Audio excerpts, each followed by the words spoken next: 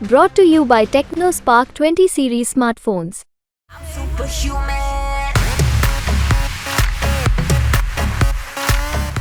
उत्तर प्रदेश में कांग्रेस ने भी अपने प्रत्याशियों की अब तीसरी लिस्ट जारी कर दी है। इसमें मथुरा और सीतापुर से प्रत्याशी घोषित किए गए। सीतापुर से पहले प्रत्याशी घोषित किए गए थे, वहां नाम का परिवर्तन कर दिया गया है, जबकि मथुरा से पहली बार, यानी कि एक तरीके से मथुरा में जहां बहुत पेच फंसा हुआ था, वहां पर कांग्रेस ने एक प्रत्याशी घोषित कर दिया। मथुरा वो सीट है जहां से हेमा मालिनी भारतीय जनता पार्टी से चुनावी मैदान में है।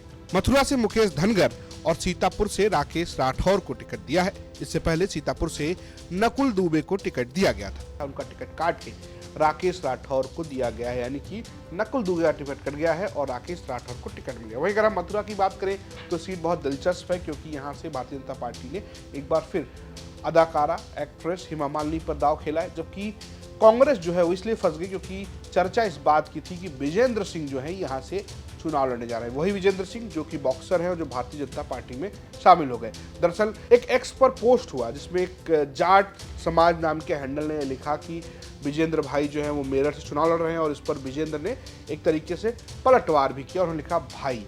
तो माना ही जा रहा था कि चर्चा बिल्कुल पुख्ता है, और नामांकन के एक दिन पहले इस बात की पूरी चर्चा थी कि कभी भी विजेंद्र सिंह मथुरा से कांग्रेस के टिकट पर अपना नामांकन कर सकते हैं और हेमा मालिनी के खिलाफ कांग्रेस एक बड़े चेहरे को उतार सकती है। लेकिन ये चर्चा चल ही रही थी, तभी विजेंद्र सिंह भारतीय जनता पार्टी के मुख्यालय पहुंचे और वो भारतीय जनता पार्टी में शामिल हो गए। कभी कांग्रेस के टिकट से दिल्ली पर चुनाव लड़ चुके और हरियाणा के रहने वाले विजेंद्र सिंह की अगर हम बात करें तो माना जा रहा था कि वो हरियाणा से टिकट चाह रहे थे। कांग्रेस से एक बात नहीं बनी तो भारतीय जनता पार्टी में चले गए। कुल मिलाकर जिस तरीके से विजेंद्र सिंह गए, उसके बाद प्रत्याशियों को लेकर कांग्रेस के पेच फंस गया था। कांग्रेस सूत्रों के मुताबिक कांग्रेस ने बसपा के पूर्व विधायक रहे श्याम सुंदर से भी बात की, लेकिन वहां पर बात नहीं बन पाई। इसके बाद कांग्रेस अपने प्रत्याशियों को तलाशने लगी और आखिरकार मुकेश धनगर को मथुरा से कांग्रेस ने चुनावी मैदान में उतार दिया। हालांकि इस लिस्ट में भी जो दो नाम गायब हैं अभी तक अनुमानित, वो है राहुल गांधी और प्रियंका गांधी, यानी कि अमेठी और रायबरेली।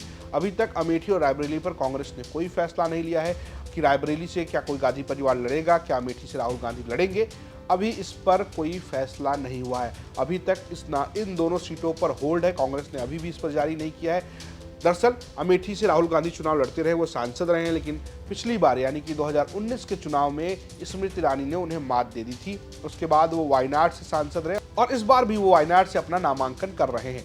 वहीं हम रायबरेली की बात करें तो यहाँ से सोनिया गांधी लगातार सांसद रही, लेकिन इस बार उन्होंने राज्यसभा का रुख ले लिया और राज्यसभा चली गई हैं।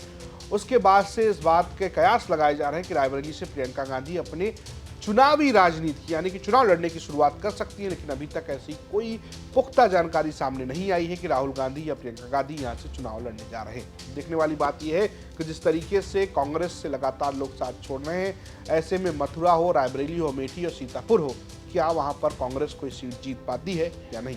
आपको क्या लगता है? कमेंट बॉक्स में जरूर बताइएगा। देखते रहिए यूपी तक। नमस्कार।